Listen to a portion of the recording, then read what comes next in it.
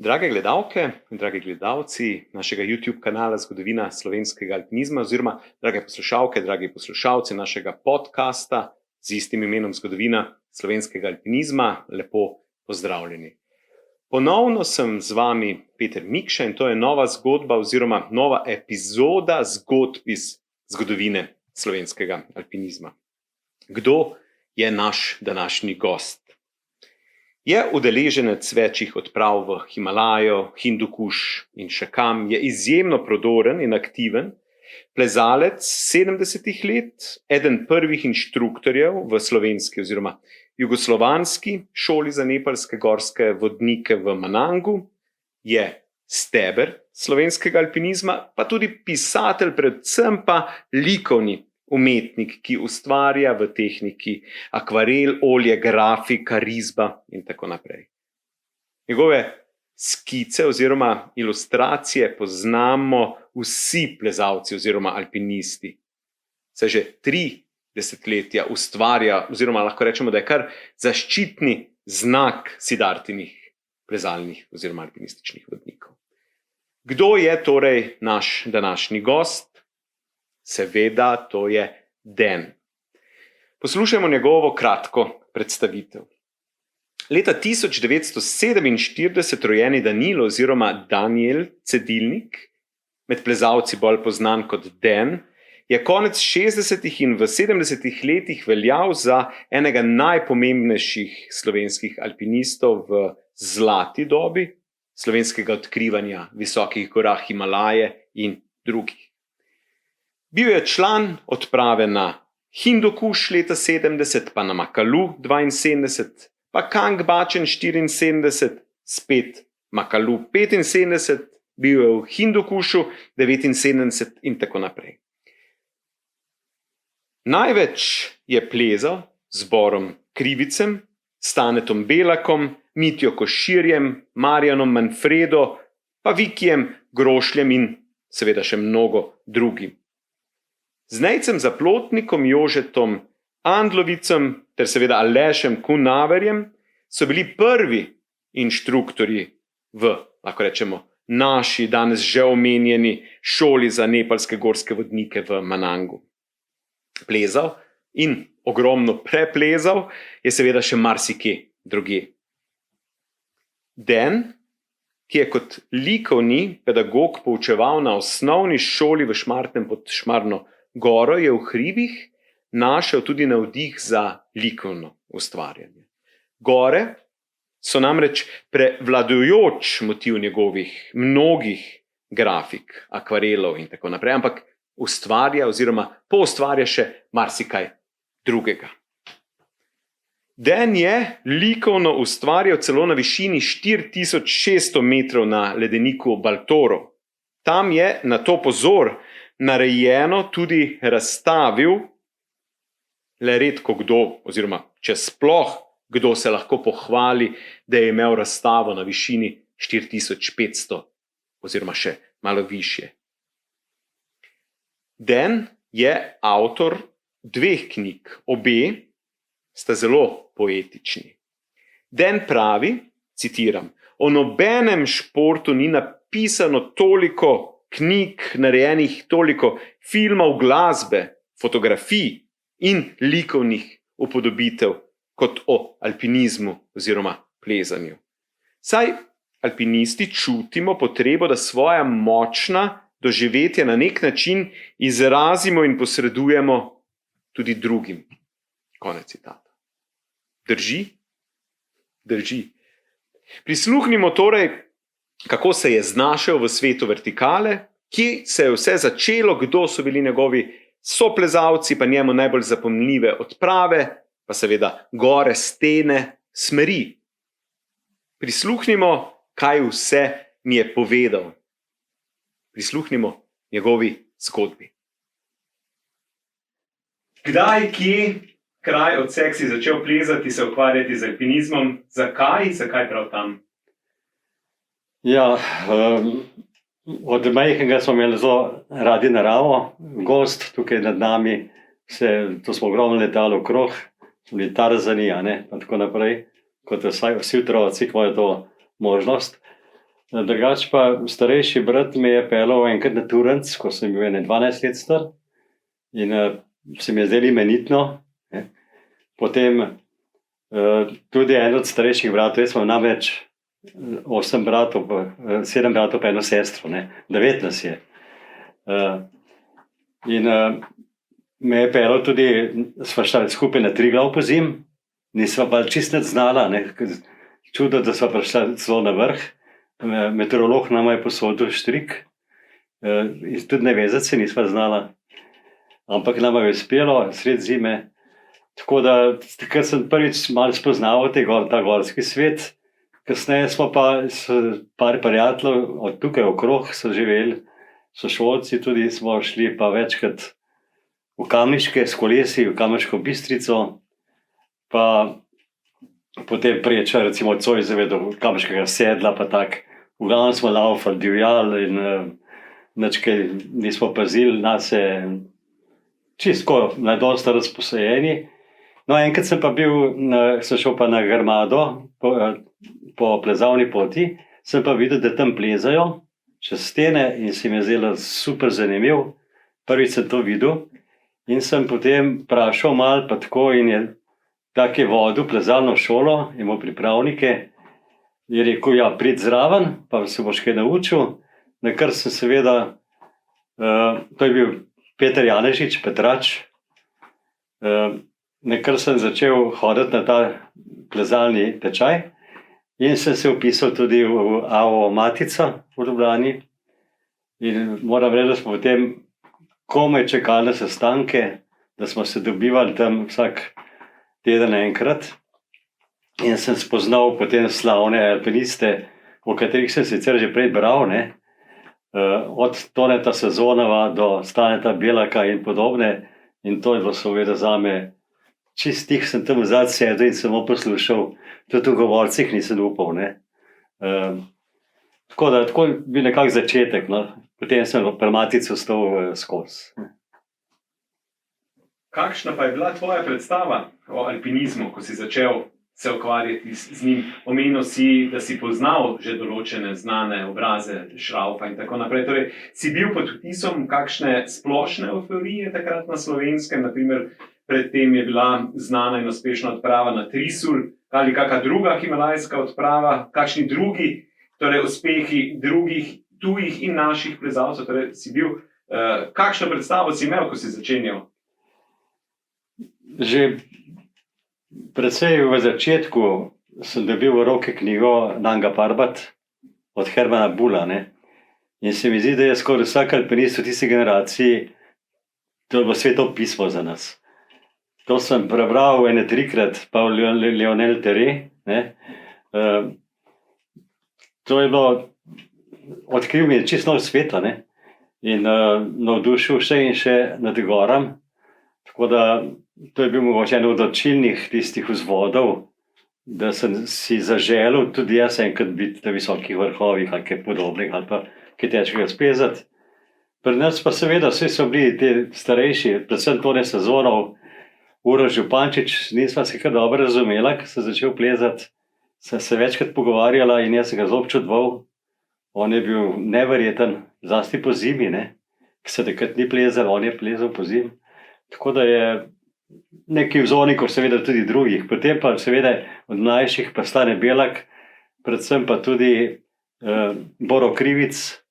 To so bili takrat res, mogoče kasneje še malo o tem povedal, to je bila skupina, ker sem se jaz pridružil in so me povabili zraven, to so bili 4, in smo bili takrat nedvomno pravzaprav ta najboljši pri nas, ne.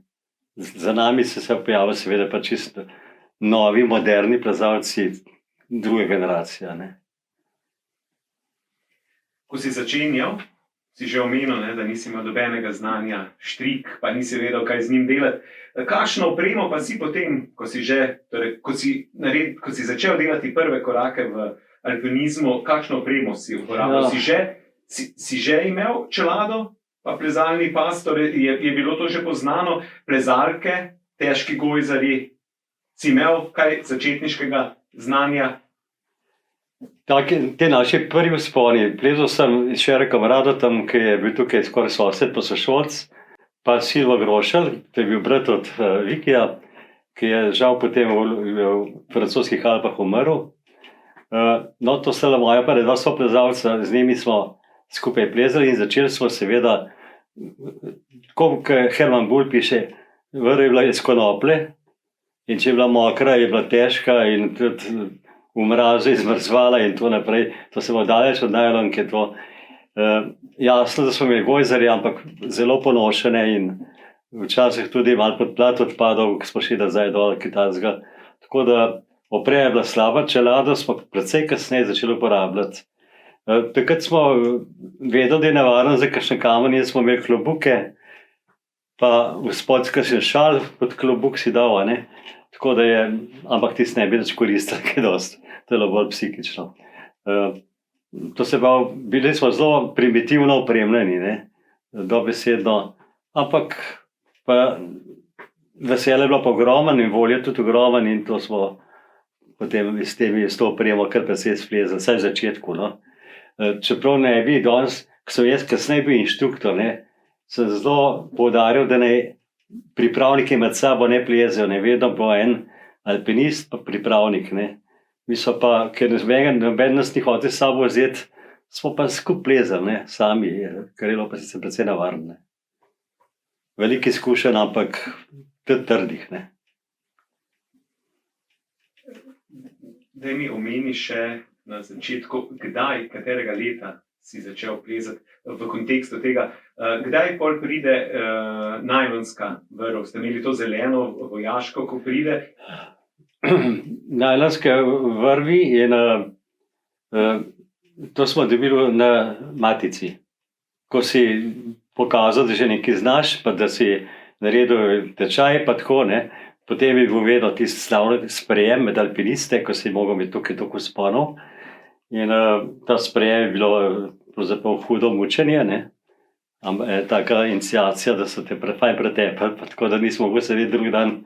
Ampak to je spadlo zraven, to smo privolili vsi, da se nas tako lotijo. Tudi mi smo kasneje sprejemali, jaz sem bil rabelj večkrat. Najlonske vrvi smo dobili na matic, AO, ne. Ostalo opremo smo pa sami, v glavnem iz Italije, prešvercali pa tako, ne. Klini so bili jeseničani, železni, težki, uponke so bile tudi težke in torej oprema je bila danes, mislim, muzejska, ne. Tudi v muzeju je ta oprema zdaj. Tako da tako smo začeli, ampak potem pa kmalu potem, spomnim se prav natančno, ko je Matic Maležič dobil en kamen na glavo in v čelado. Mislim, da je bilo v Ašembrennerju in nam je potem vsem pripovedoval, da je čelada se preklala, on je bil pa samo malo presekano lasišče, ne, in je rekel, brez čelade bi bil mrtev, ne. In takrat smo pa tudi, ne samo zaradi tega, ampak postopoma smo vsi imeli čelade, no, pa plezalne pasove, ne. Prej smo se na mazalkah pasu, čisto enostavno, v primeru padca je bilo to seveda zelo nevarna zadeva, ne. Tudi varovanje, velikih se je ubil, ne. Spomnim se, ki je Tonač na tečaju v Poturancem rekel, fanti, je rekel, veliko je dobrih plezalcev, ampak starih je pa zelo malo, je rekel, ne. To nam je skozi tako, je rekel, opice bolj plezejo, ampak mi imamo pa možgane in moramo to uporabiti. Tako da včasih je bilo normalno, da si bil en sam klin, pa še taj bil slab na stojišču, ne. Redko si zabijal, ker si bil malo klinov, tako da je bilo nevarno plezanje, danes je to mnogo boljše, moram reči. Zanima me ena stvar. Če gledamo predvojno alpiniste, od juga naprej so imeli sicer te platnene plezalke. Zakaj pride po vojni do spremembe, da v bistvu se spet začno pri vzponih nositi težki gojzarji? Sklepam, da si ti plezal s težkimi gojzarji. S težkimi gojzarji, ampak jaz mislim, da je bilo zato, ker so bili prav podplati, ne, ki so dobro prijeli skalo. Ker recimo Čopo Joža je rekel, jaz se tega ne spomnim, jaz sem ga samo parkrat videl, ker je tam v vratih sedel pa pil. Ampak on je rekel, guma je za na kurac, ne za na čevelj, ne. Tako je bila njegova, tista, ki smo vsi tako le poslušali, kar je povedal, izjemno zanimivo, ne. Ampak hočem reči, da te vibropodplati so v redu, dokler so bili kot novi gojzerji, čeprav so bili težji, ne. Ampak za pristop in za sestop, pa to je bilo vse pravzaprav v redu. Za samo težko plezanje pa niso bili, ne. Danes v plezalkah se čisto drugače pleza, jasno, ne. Tako, kar se tiče gojzerjev. Eno vprašanje, jaz sem akademec, ne, in to pelje že zdaj na to zgodbo, ki smo jo skozi poslušali in je še vedno tako malo v neki folklori. Matica in akademcija, pa je to obstajalo že takrat, tako tekmovanju, bere se tiste zgodbe o Čopovem stebru, kako je Mariča Hlavatijeva napisala ono, ne, kako je to s tem, torej akademci, matičari. Tisti je bilo v spodnji karavli, tam je bilo tista pesem, ne, v Mariče. V bistvu je bilo to, nič ni bilo. Mislim, mi smo vsi prijatelji med sabo, pa tudi plezali smo skupaj. Jaz sem s Tinetom Mihaličem veliko plezal, pa tudi z drugimi, ki so bili akademiki, ne. Ampak čisto, pravzaprav je bila to nekakšna spodbuda med nami, da smo majčkeno tekmovali, ne. Akademiki so se smatrali za malo višji, ne, bolj študirani ljudje pa tako, ne. Mi pa bolj taki, ne bi bili, ne, čeprav je bilo vse pomešano. In v bistvu, če smo skupaj plezali pa tako, je pa res, da smo po sestanku smo se dobivali v Riju ali pa v teh raznih lokalih in smo imeli vsak za svojo mizo v začetku, ampak pa smo pa klepetali tako, tudi drug čez drugega, ne. Se je bilo zanimivo, ta konkurenca je dobra, ne. Takrat je bilo malo klubov, ampak ni bilo pa kakšnega hudega rivalstva ali pa kreganja, ne, to pa ne.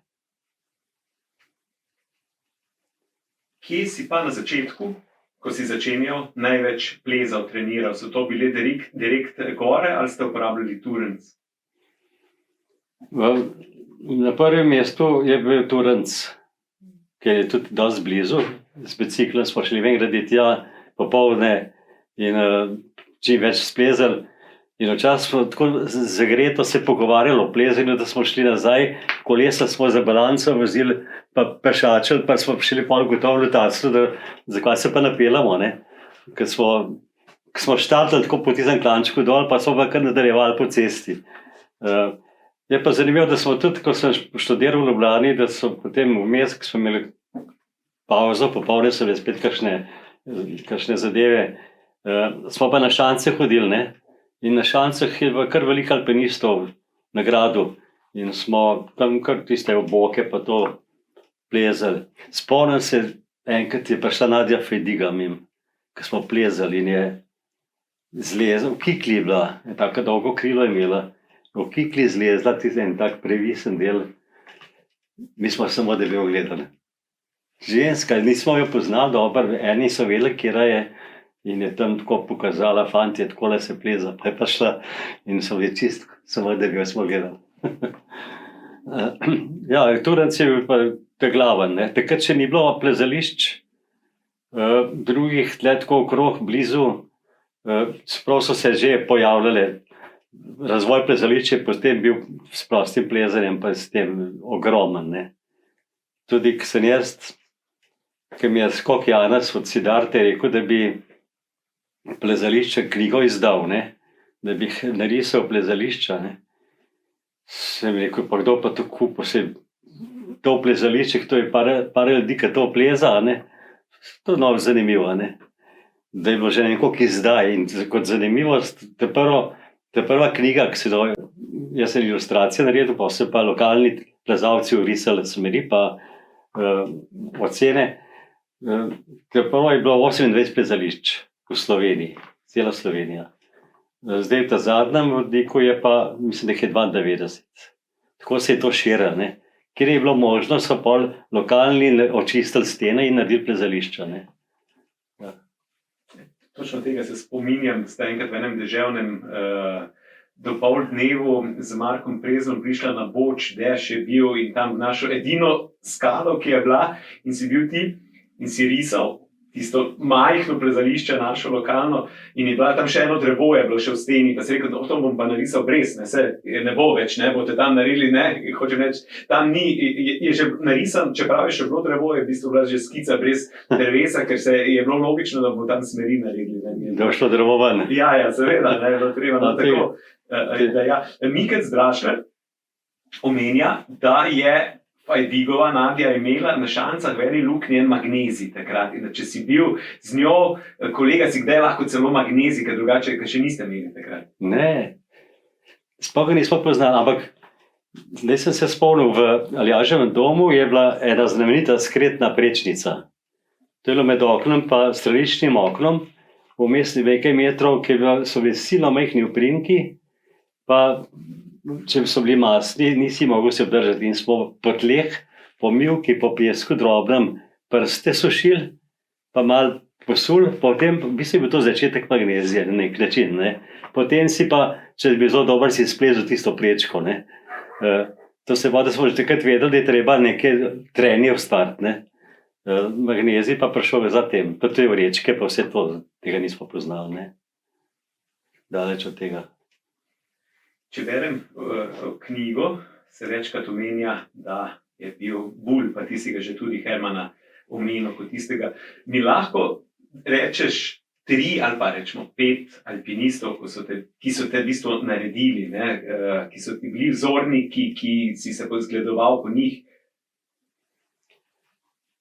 Težko je tako selekcijo narediti med našimi. Ne? Med tujimi seveda so bili Bulj, pa Teraj, pa Rebifa, pa te, zanje smo vedeli. Ne? Še preden smo šli še oni prvič plezati, smo že brali njihove knjige potem. Ampak pri nas je pa nedvomno bil, recimo, Tonač Tone Sezonov. Ne? On mi je vzel s sabo, ker sem bil še pripravnik čist na prečenje čez Triglav, pa Stenar, pa vse to enkrat meseca maja, ki so že zelo zimske razmere, sva 3 dni zatorej bila, nedvomno sem se takrat ogromno naučil, ogromno izkušenj dobil. Čeprav sem tudi dobil izkušnjo, recimo, Tonače treba je rekel nekaj čist malega hrane, da je lažje nosila. In jaz, hvala Bogu, nisem čist verjel, sem mičken več vzel, ki on rekel, ampak po 3. dan sem tako lačen, da sva, on je moj v papir zasekl zavito in sva, hvala Bogu, papir spravil, ker so ga pojedla ta 3. dan. Tisti papir, ki je bil masten. Hočem reči, da ampak naučil sem se pa ogromno zadev, pa orientacije, pa to, kako on se giba. In pa seveda, kasneje, takrat sem že slišal, pa videl sem prvič že tu Aleša Konavarja, ne, njegov pristop, tudi plezal sem potem z njim v hribih pri nas. Njegov pristop, pa to me je silo očaral, pa nedvomno Šrauf, pa Boro Krivic. Ne. Boro Krivic, recimo, jaz nisem največ plezal težkih smeri, pa prvenstvenih. On je zelo pozabljen nekako, ampak v tisti generaciji, ko je bil Manfreda, Mitja Košir, mi smo se vsako sredo dobivali pri mraku, da smo se zmenili, kam gremo za vikend, ne, plezati. To so taki fajn sestanki bili, Alojz Šteblaj tudi zraven prihajal, pa to se pa Boro Krivic je bil moj ne samo vzgled, pa mentor. Potem, ko sva postala nekako enakovredna, zelo fajn sva se ujela in sva splezala nekaj zelo dobrih prvenstvenih in to, pa tudi po zimi.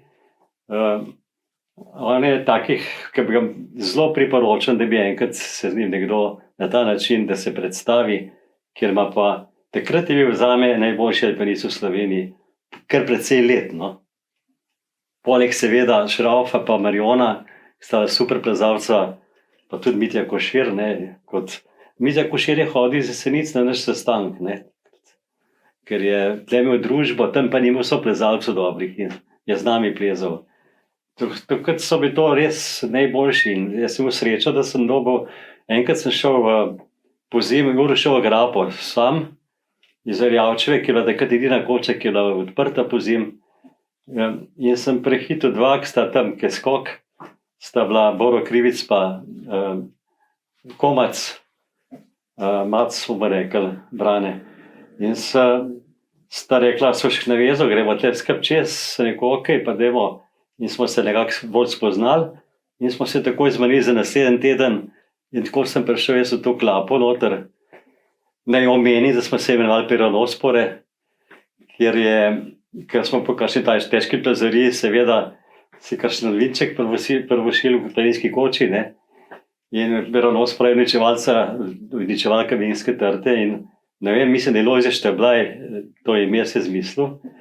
Tako da smo bili znam po tem, da smo Peronospore.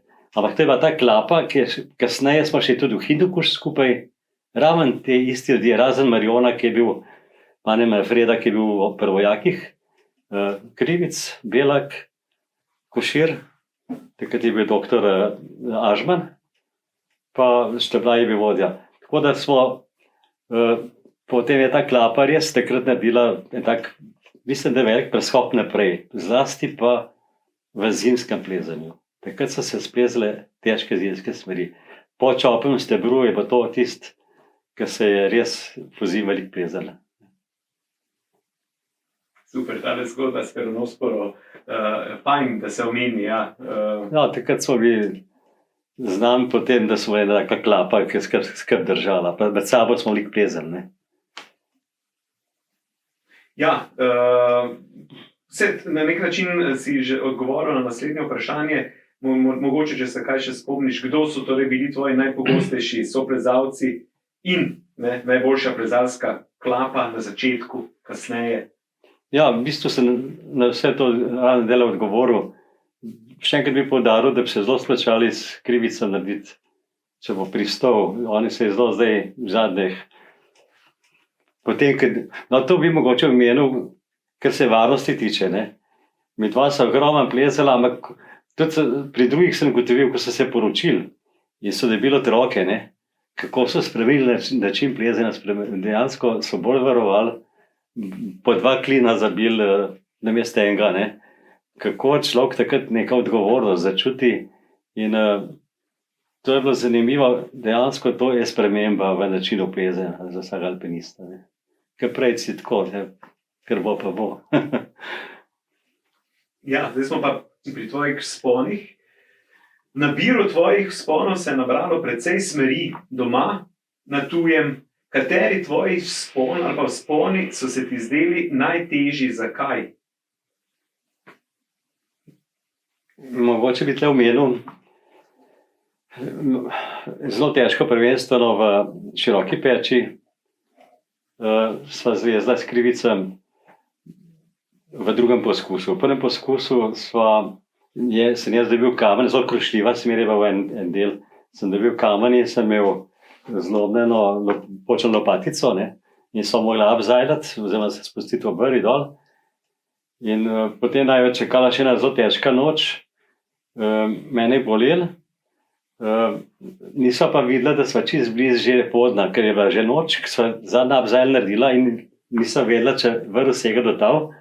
In potem sva z eno tako lusko noter zelo slabo prenočila, s tem, da sva imela pa pod steno pri 3 macesnih pivo, pa tam je mah, pa travca, ne. Tle so pa kar tak, ni bilo prijetno, taka noč. Potem v drugem poskusu so to splezala. Drugače pa kot izjemno ekstremno je bilo po zimi Dularjeva zajeda v Jalovcu. Sva pa po 3. raztežaju se je začelo vreme kvart, je začelo snežiti in sva mogla obrniti. In po noči sva spala na tako da sva eni kohar držal, drugi pa posodo gor, sva polento kuhala, pa klobaso not. Polička je bila tako za pol riti za enega, drug je pa bolj na štriku že visel. Pa takrat je bilo po noči na krajec -25. In takrat sem jaz plezal en raztežaj, 3 ure brez rokavic in sem imel drugi dan vse same mahurje po rokah, ne. To je bil zelo tak ekstrem. Pa še pri spuščanju po vrvi se nama je zataknila vrv in je treba po drugem koncu gor plezati, nekako že mart, pa ne veš, koliko drži, ne. tiste pa zelo tvegana zadeva. In to je bilo en dan po Božiču, se mi zdi. In torej, takrat so najhujše razmere, ki je najkrajši dan. Ne? Enako so plezala, ravno za novoletno noč so plezala za jedo šit po zimi. In je bil tudi en tak primer, zelo slabe razmere, vsa stena v ledu, nabuten sneh. Takrat enostavno nismo čakali na lepe razmere. Pa tudi jaz se ne spomnim, da bi kdaj za vreme pogledal za par dni naprej. Ne? Pa je bila že dobra napoved. Kar šli smo, ne? Tako da to so bile take bolj ekstremne zadeve. Kateri tvoj vzpon pa šteješ za največji dosežek, ki ni nujno najtežji ali pa najvišjih ocen? To je pa skoraj gotovo, tukaj v Hindukušu, ne, Hindukušu sem bil 2-krat. In so super, dobre razmere poleti, ko monsum ne pride tam čez pakistanski Karakoram, pa to, in imam boljše vreme je, ne. Vrhovi so visoki in tam imam 3 prvenstvene smeri. Gumbeze Safet je super smer, ko smo lezali s Vikijem Grošnem pa Zoran Pešlin. Pa iz Krivice so pa slezla Kišmikan, novo smer. Te vrhovi so visoki, tam okrog 7000 metrov. In to je pa res v alpskem stilu. Ne? Od baze, težek nahrbtnik, štarteš in čez 2-3 dni si nazaj. Tako da to so lepa taki vzponi, ki jih imam pa najlepšem spominu. Je kateri vzpon, ki ga nisi opravil, se ga nisi lotil, pa si ga še vedno želiš, da bi ga? Imaš kakšno linijo, goro, karkoli, ko v bistvu si želiš, da bi jo, pa nisi? Zelo veliko je teh sten. Ene, ki so že na pogled tako lepe, da se njavo lepe, ne, da bi kar takoj šel notri. Drugač pa zelo sem si želel priti, da bi prišel enkrat splezati Valkarjev steber, ker mi je všeč kot sama narava, tam ta steber je izjemno lep, mnogo bolj kajega, recimo, ker mi nikoli ni, to je bolj grda stena, ne. Ampak žal sem, ko sem bil tam spod, je pač slabo vreme, ne. Pa ni več prilike. Zadovoljen sem, recimo, iz seblosti na Matterhorna, pa v Matterhornu sem več smeri, no, sem splezal Furgant, pa te. To so mi zelo lepo spomin, ampak želja je pa predvsem bila Valkarjev steber, pa še mogoče, no, veliko je takih, no. Težko bi rekel, kjer. Himalaja, 8000-aki, je bila to želja, je bil to cilj, tvoj plezalni, ali je bila v bistvu to le zgodba na poti? Kako si sploh prišel do udeležbe na odpravi Makalu 72, pa potem Kangbačen, torej kako si prišel na udeležbi teh odprav sploh na 8000-akov, ne, Makalu? Ja, jaz sem imel že izkušnjo pred Makalujem in s Hindukušem, ne. Moram reči, jaz sem bil takrat šele 1 leto alpinist, ko sem že šel na prvo odpravo v Hindukuš, ne. In tam sem nabral te visokogorske izkušnje že kar nekaj in sem se potem prijavil na razpis za Makalu 72 in sem bil sprejet v to ekipo.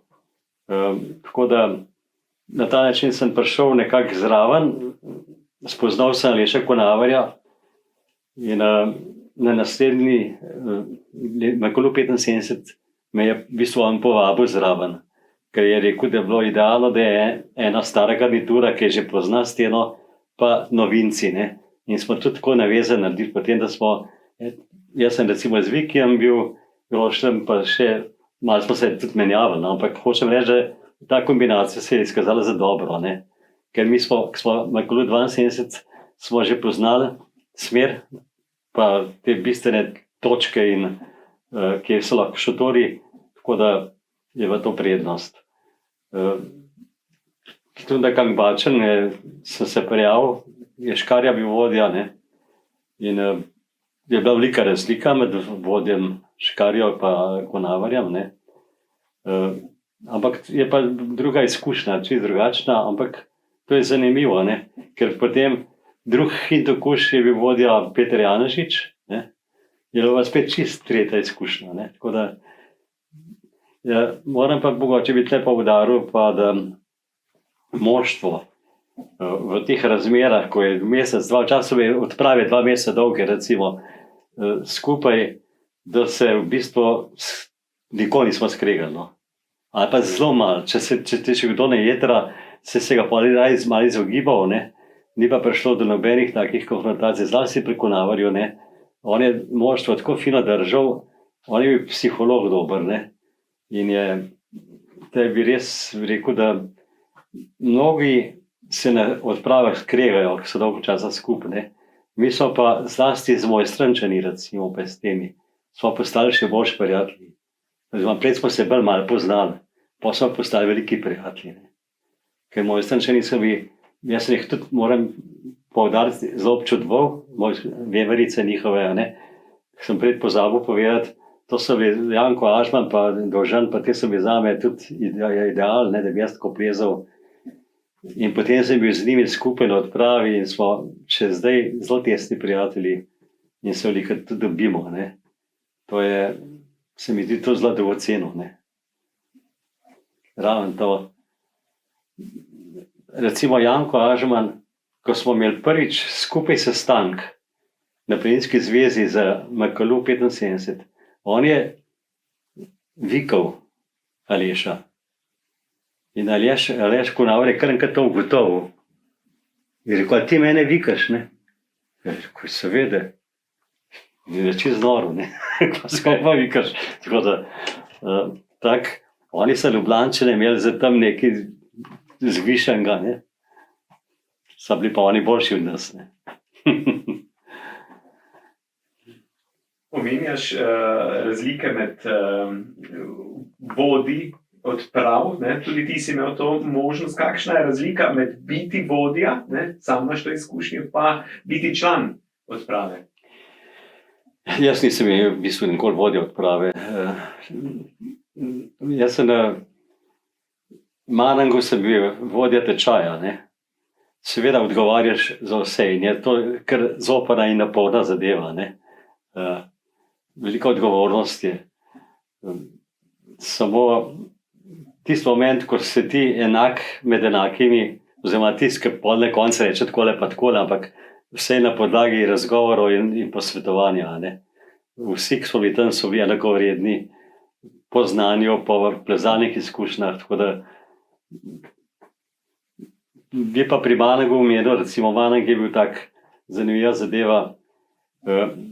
Prvi tečaj sva bili z Zaplotnikom, poznaj je prišel še Aleš Konavar, zdravnik je bil pa Andovc, Jože.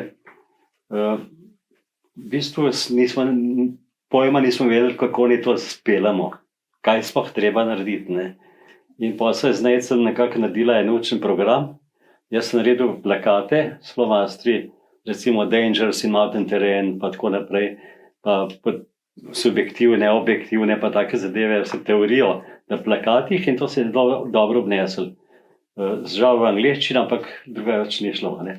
In potem so te plakate oni prepisovali, pa tako in pa tudi kaj učiti. Jaz sem vzel za osnovo to nekako, kot je pri nas za gorske vodnike, samo malo lažji, ne, manj specialno, to je bila nekakšna osnova, ne. In potem pa predvsem, ko sva prišla, ker to so bili, narobe se reče, da je šola za šerpe, ne, to je šola za repske gorske vodnike. Večina je pa šerp bilo, z veliko pisano, ne. Bili so pa tudi drugih narodnosti, Urke pa ne vem kaj vse. Najprej sva jim rekli, da smo vsi gospodje, sir, ali pa mister, ne oni, ne barasa, pa tako, veš, tista razmerja. Potem, da smo vsi enakovredni in to so hmalo dojeli, da sva popolnoma enaka in ko je bilo treba nekam, mi smo imeli 2-3 dni pohod, plezali na vrh, recimo 6000 metrov visok vrh potem 2 dni počivali, smo imeli teorijo, pa spet. Ogromno smo splezali, ogromno tur naredili. Z Nejcem sva enako kot drugi težko nesla, nič ni lažje kot drugi, pa naprej gazila. Torej, popolnoma enakopravnost, ne? In to je zelo edin način, ne? Nič zvišenega, nič tega, da smo mi ne vem kaj bili. Ne? In rezultat je bil super. Ne? To je bilo to.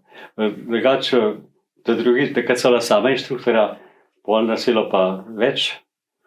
In zelo fajn inštruktorji, od Matijevca, Varko Šlamberger, Zvone Korenča, Šraufi, in smo imenitno delali. No? Ja.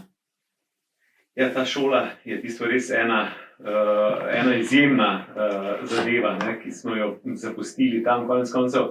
Višek je doživela, ne, kaj že zdaj to lani ali predlani s K2, ne, zimskim, ne, ko na nek način je produkt tega dela tudi rezultat tega, da so sami, torej ne, prvič govorimo o domačinih, ki naredijo tako izjemno dejanje. Kakšni občutki so ob vsem tem? Ja, mene je zelo razveselil, ker sem prvič občutil, da imajo oni ambicijo priti na vrh. Da ne samo, da nesejo, ampak da so športno, alpinistično gledano, hoteli priti na vrh. Ne? In tudi potem iz te šole je bilo veliko, so prvi svoje odprave organizirali. Ne? Vedeli so, kako organizacija poteka, kaj treba, in dobili so izkušnje. In recimo prvi tečajnik, na prvem tečaju v Taši, Jangbu, on je naredil agencijo, ne, v Katmanduju. In jaz sem poznaj, ko sem vodil trekking, sem šel v njegovo agencijo in tam najel porterje, kuharje, pa srdarja, ne, pa šotore. In on je tudi prišel v Slovenijo v svojem programi, ne, in nekaj trekkingov vodil, organiziral. To je bil nedvomno, veliko teh je agencije naredil. Veliko teh je potem vodil za denar, ne, itak, ampak so dobro živela, ne, pa varno. Mi nikoli ne bomo vedeli, koliko poškodb ali pa smrti smo preprečili, ampak predstavljamo pa si, da veliko, ne. Ker če je 1000 tečajnikov se nekaj naučili s cepinom ustavljati, je to že rezultat, ki je nedvomno pomemben. Ne? Ja. Res je. Omenil si, da sta bila z Nejcem tam, ne, in to v bistvu zdaj kar paše naslednje vprašanje. Nejc se je potem ponesrečil, ne, in v gorah se ponesreči kar veliko kolegov, soplezalcev, vsi smo dali to skozi. Jaz, ko nisem bil tako nikoli vrhunski, jih lahko naštejem 30, ko sem jih poznal, pa jih ni več, pa nisem imel dolgo tako kariero. Kako si se ti soočal v bistvu s smrtjo, ki se dogaja, ne, v hribih? Si imel kaj takih primerov bližnjih? Kaj se je zgodilo? Na srečo, v moji navezi, mislim, se nihče ni ubil ali kaj takega, ampak bliže so bili nekateri, ki so izgubili življenje v gorah. Predvsem brat od Vikija, ki je moj prvi soplezalec v bistvu, Silvo Grošela, ne. Z njim sva skupaj plezala že tudi zelo težke smeri v začetku, kot sicer pripravnika. No, te stvari te nedvomno zelo streznijo, ampak zelo za manj časa. Vsaj v začetku, ko smo bili pripravljeni veliko tvegati. Nismo, recimo, Sejali Simonič ubil sina dobra prijatelja. Ko smo šli po pogrebu na pivo, smo se že dogovarjali, kam boš šli plezati, pa kdo šel s kom. Ne? To se pravi, tista pogrebna svečanost, pa smo stali tam prav poklepanja, ne? Eno od nas je šel, ampak potem je pa že naprej zanimivo, ne? Nič ni, eni so mogoče, bolj občutljivi so nehali, ampak večina pa niti ne. No. Vsaj tiste moji najbližji soplezalci, takrat smo se že na pogrebu menili za naprej, ne? Zanimivo. Ja, no vse to, naslednje vprašanje je, ali je pač različno dojemamo, ne, te zadeve. Tudi pri meni je bilo tako, da ja, smo plezali naprej, to pač vzameš v zakup, ne, ampak tiste stvari pa na nek način se ne boš zaradi tega, sploh v tistih letih, zdaj je drugače, pol, ne, kasneje. Ali je smrt lahko motiv za nadaljevanje, kot v smislu tudi del spoznavanja samega sebe? V bistvu, jaz mislim, da ne. No. Mogoče pri nekaterih delno. Vsak človek je drugačen. Ne. Tako da mene smrt me je potrla, kakorkoli, tudi če nisem dobro poznal človeka, da je v gorah umrl, mi ni bilo vseeno. Samo to ni bil noben vplival, je mogoče samo to, da sem mogoče bil previden bil v začetku, po tistem dogodku. Mene je privabljala ta estetika gibanja, pa tudi, ko vidiš zelo lepo steno, zelo lep ras, tiste potegne, ne? Ali pa dobra skala, karkoli. Zelo so mi všeč pečene grebeno. Ne? Recimo, s Krivicem sva priječila prva pozim vse pelce. Ne? To je bila kar težka plezarija in tam se je tudi ta Ali Simonič ubil, v prvem poskusu, ko sta šla s Krivicem. Tam sta šla po naslednjo leto. Ampak, ko greben prečeš, si v bistvu skozi nekje na vrhu. Poln vrhov je, poln razgledov, poln zanimivih stvari. To me je zelo privlačilo, recimo. Ne? Ena zaprta stena tam, mokra, krušljiva, kakšen ajgar, to se mi zdi, da je ta občutek plezanja mnogo boljši bil v takih stenah, ki so lepe, v takih grebenih, razih, ne? Raz jalovca. V razi jalovca se enkrat so plezala z enem Rak Janez iz Piranč. On je tudi en čisto prvih, ki nas je na Stolčič pelal, ki se nismo več vedeli. S kolesi smo šli v preddvor. No, sva plezala raz jalovca in nekje skozi je govoril, da ima bresko kompot sabo. To so te litrške, težka zadeva, ne? Ampak da vroče je bilo in sva po eni polički sva prebila klin, tam se zavarvala in dva malcala in kar enkrat zakovne, pa tisto konzervo zabriše tako levo čez telo. Jaz skoraj se pogledal, da bo ujel, pa kaj je, sem rekel? Rekel, čuveč. Čisto na kratko. Posala pa tih. Hočem reči, taki dogodki se po mnogih letih spomniš, ne? Ampak, tako da, ja. Si še plezalno dejaven? To je bolj tako zdaj filozofsko vprašanje. Ali alpinist, kdaj neha biti alpinist? Ja, v bistvu nikoli, ne. Jaz mislim, da ne.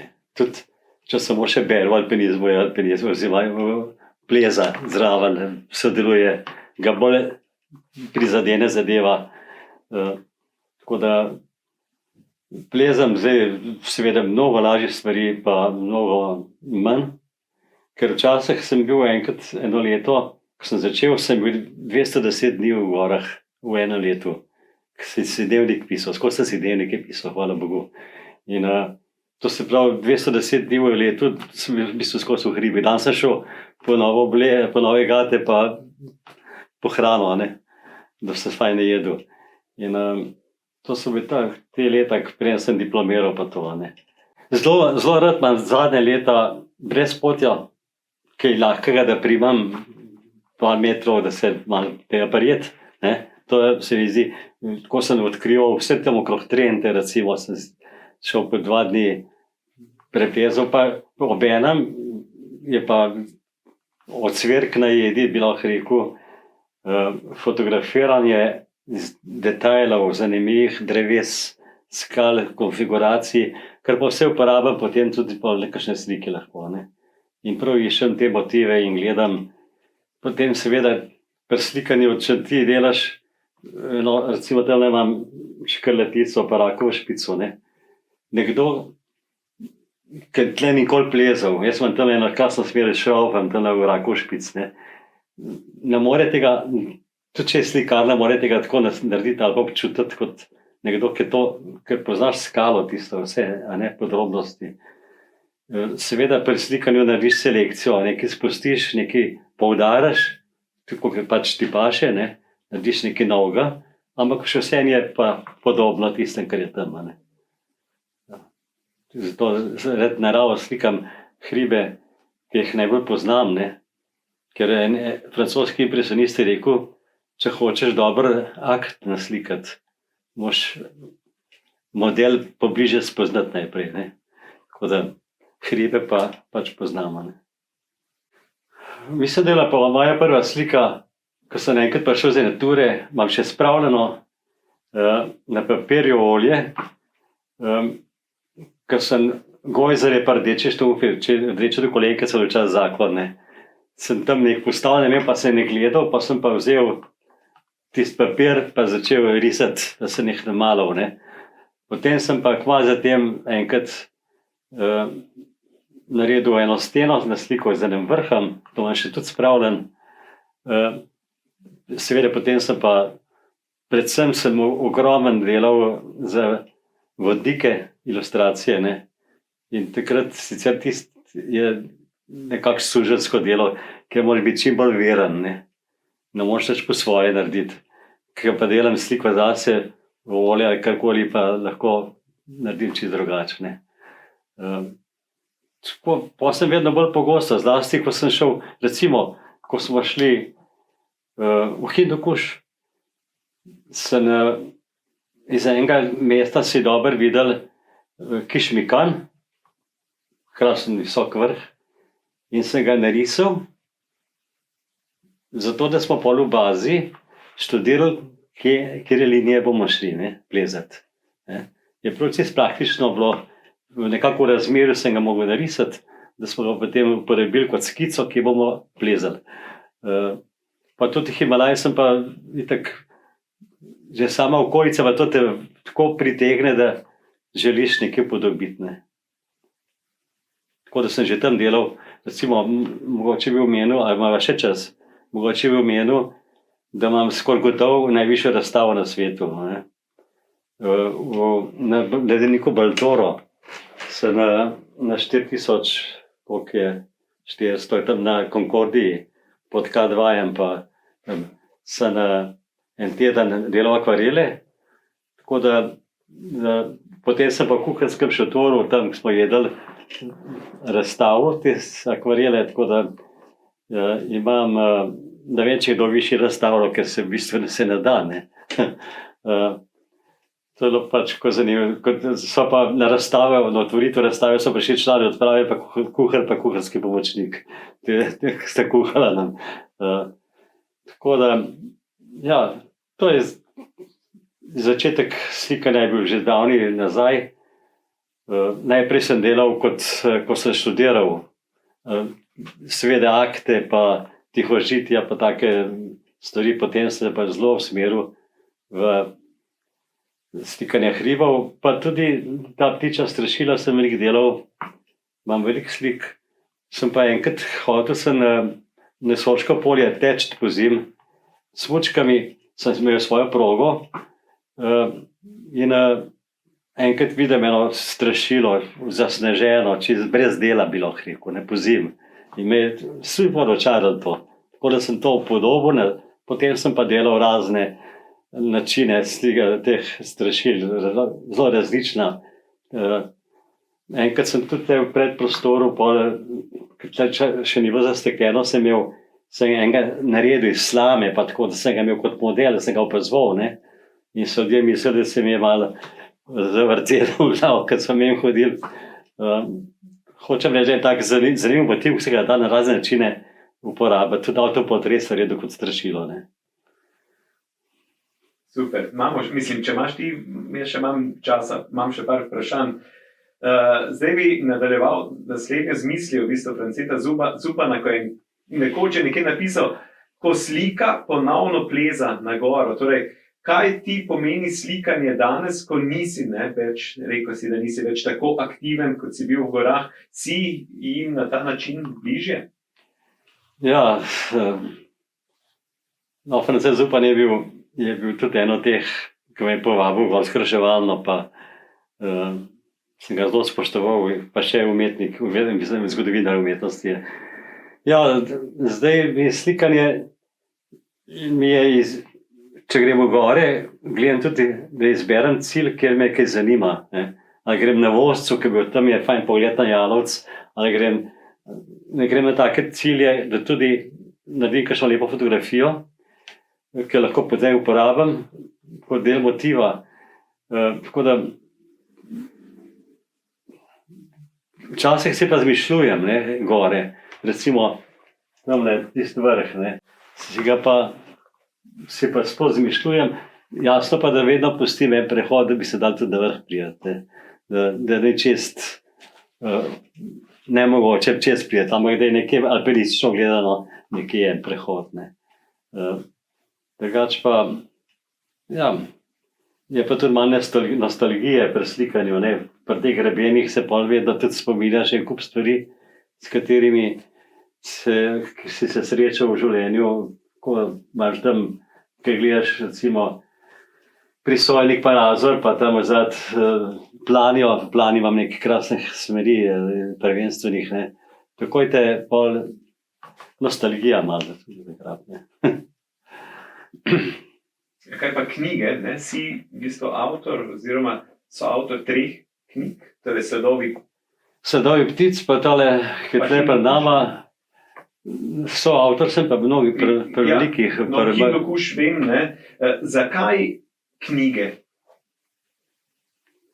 Ja, mogoče bi, pa ne bi rad koga užalil, ampak recimo en dvigalcu teži. On bi težko v svojem športu napisal kakšno knjigo. Se mi zdi, da pa spoštujemo vsak šport, ampak hočem reči, da se nam to dogaja. Alpinizem, gorništvo in to je neki, tudi planinstvo, se toliko stvari dogaja, da prej se ne bi o tebi, da bi rad nekaj tudi drugim povedal o tem ali pa izrazil nekako. Mogoče gre za to, no. Ne vem, če še kakšnem športu, če vzamemo alpinizem kot športa, ne, da to, kar ljudi piše, pa to, kar ljudi fotografira, in to dobro. Ne vem, če še kar tak šport, no. Se mi zdi, da ga ni. Ker tle je pač neki čist, mogoče, ne vem, kakšne morje plovci pa to, ampak ta svet, naš svet gorski, je zelo impresiven, ne, pisan. In človek v njem je ena hvaležnost pa spoštovanje je, ne, ko hodiš po teh gorah, ne. Zlasti, če so visoke, pa tudi naše pa sploh so najlepše. In kaj bi rekel, težko je to čisto izraziti, ne. Mogoče bi lažje napisal, ampak to te vodi tudi k pisanju, ne. Ampak, ko si napisal tole, pa potem sledov, to v bistvu so zgodbe odprav, ne, v Himalaju. Je na nek način že to tudi spoznanje, sploh v tistih letih, ne, govorim na pamet, si bil 30 let star, si že star alpinist, imaš družino, imaš službo, veš, da se z vrhunskim alpinizmom več ne boš ukvarjal, da ne boš več na odprave šel. Je mogoče so knjige tudi končni osebni obračun z vrhunskim alpinizmom, s plezanjem? Takrat, ko sem jaz to napisal, še ne.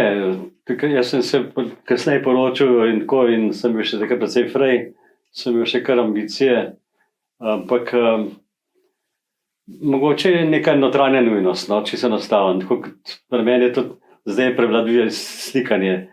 Čeprav mi je zdaj pred kratkim Habjan pisal, da bi Planinska založba iz veselja kaj izdala, če bi še kaj napisal, ne. Sam težko preklopim, zdaj sem v drugem svetu. Mogoče gre dejansko za eno potrebo, da daš nekaj iz sebe, ker veliko doživljaš, ne. Mogoče tudi analiza. Ko pišeš, moraš vendar zelo razmisliti kakšne stvari. Je pa tudi po spominu pisati, ne. Jaz sem vedno, ko sem to pisal, pravzaprav imel dnevnike s sabo.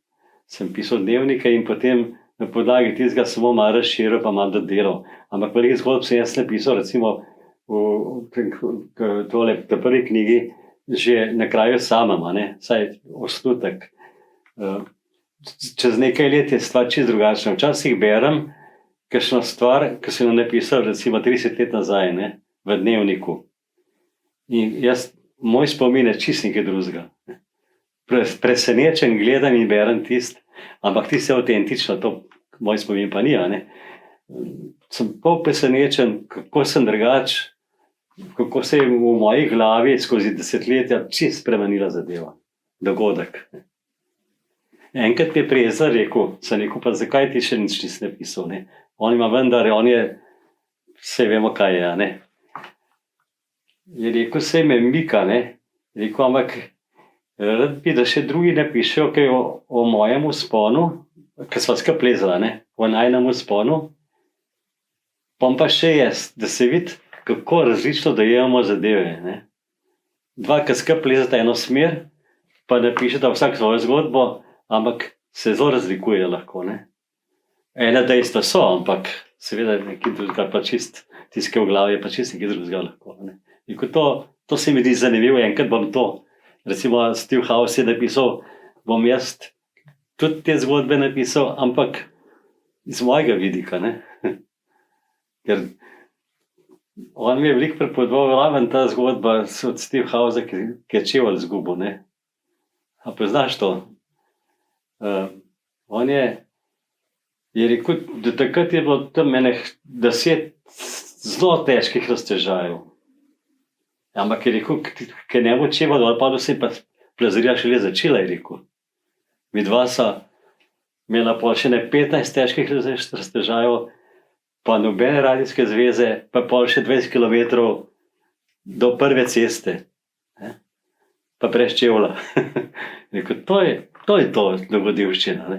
Rekel, ampak jaz sem čisto drugače doživel kot on, ne? To je bilo zanimivo.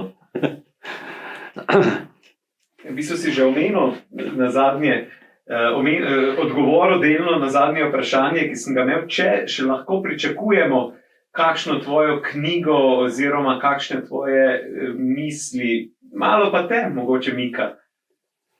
Mogoče bom enkrat,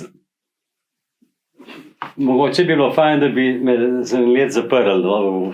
Pa bi imel pač sajt, pa bi lepo vse dnevnike zložil, pa šel kar po vrst, pa ven izpisal tisto, kar je zanimivo, ne? Da bi, ker se je dosti nabral, ne?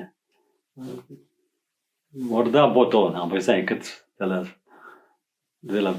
Imam tudi nekaj drugih stvari, slikam. Tako da ne gre.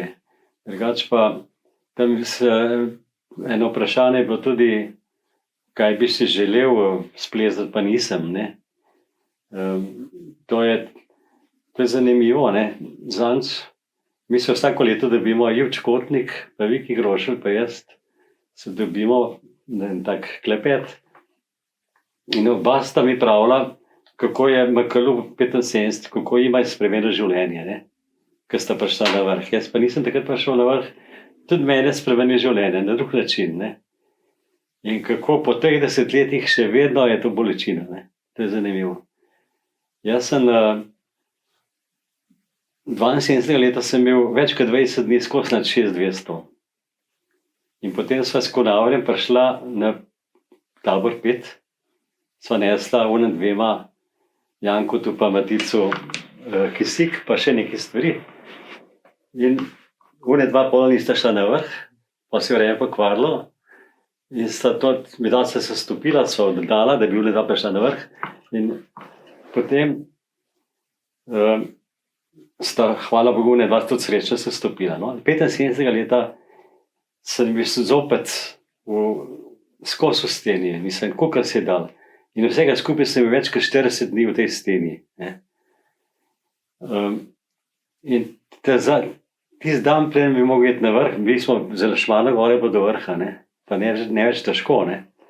Smo imeli že pod sabo 2 kilometra štrikov, ne?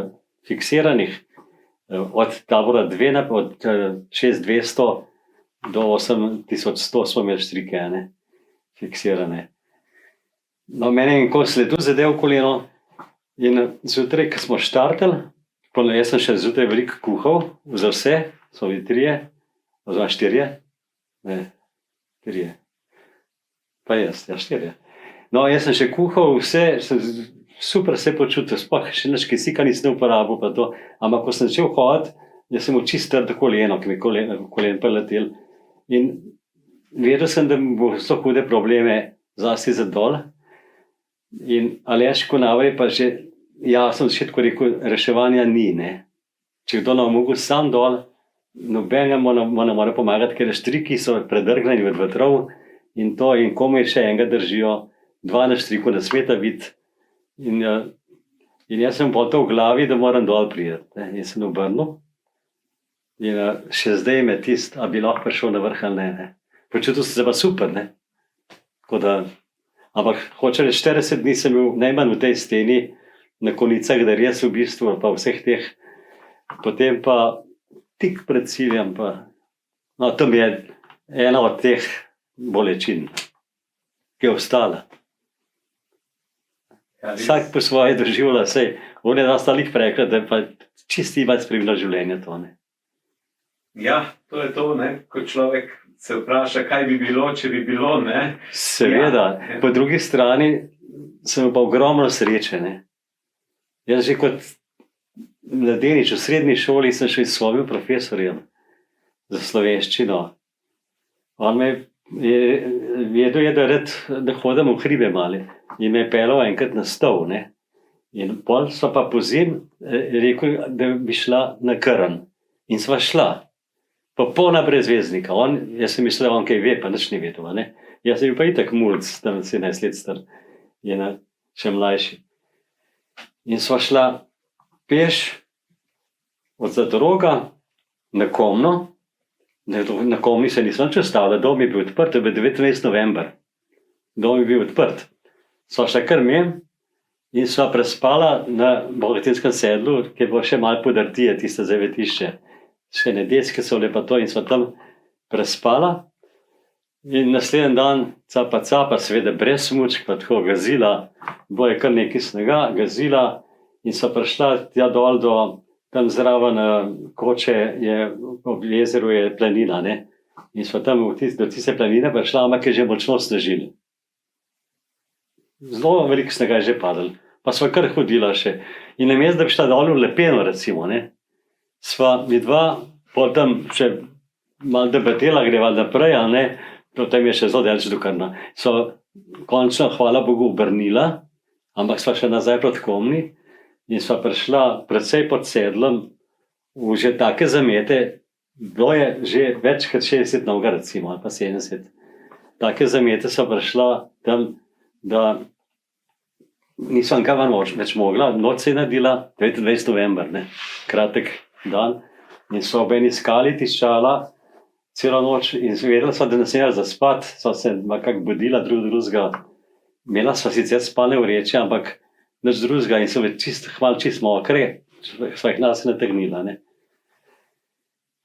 In drugo jutro, takrat je šlo zelo za nohte, ne. Drugo jutro je bilo jasno, to naj rešil, sam nisem vedel, kjer smer mora iti. Vse enak. V eni konti tam na Dupla, ali pa sem tista planina sem. Vse enak, takole. In na srečo sem se jaz spomnil, kje sva imela sonce, ko sva šla gor, kje je vzhod, sva šla zjutraj na Komno, ne. In sem rekel, tam je vzhod. On je trdil pa, da je tam. Oziroma, tam morava iti, ne. In no, na srečo sva prišla po ob 12 na Bogatinsko sedlo in potem sva prečila vse tiste bregove, ne vem, da bi šla dol po dolin, ne, ker se gre. Sva šla na počez čez vse tiste strmine, ki so vedno plazovi, da je naj ni odneslo, bilo je pa, do te sva v snegu varila, ne. In sva prišla, po noč sva prišla v Kočo na kraju pod Bogatinom in od Koče na kraju do Komne sva se plazila čist na koncu in jaz sem imel takrat totalno zmrzne noge. In so najprej hoteli jih porezati prstami v bolnici. Hoče reči, taka izkušnja brez zvezdnikov. In velikrat sem imel tako srečo, ne. Takrat je bil prvi tak dogodek, je bil ta, ne. Takrat rečeš, zdaj pa itak konc, ne, ampak se je vedno si nekako razpledal, tako, hvala Bogu. Tako da brez sreče, tako je. Tako, spet smo prišli do konca nove zgodbe oziroma novega pogovora iz zgodovine slovenskega alpinizma. Hvala Dejanu, ker je z nami delil svojo plezalno zgodbo, svoje plezalna doživetja. Drage gledalke, dragi gledalci, oziroma drage poslušalke, dragi poslušalci, vam pa seveda hvala lepa za pozornost. Se vidimo oziroma slišimo kmalu. Do takrat pa srečno!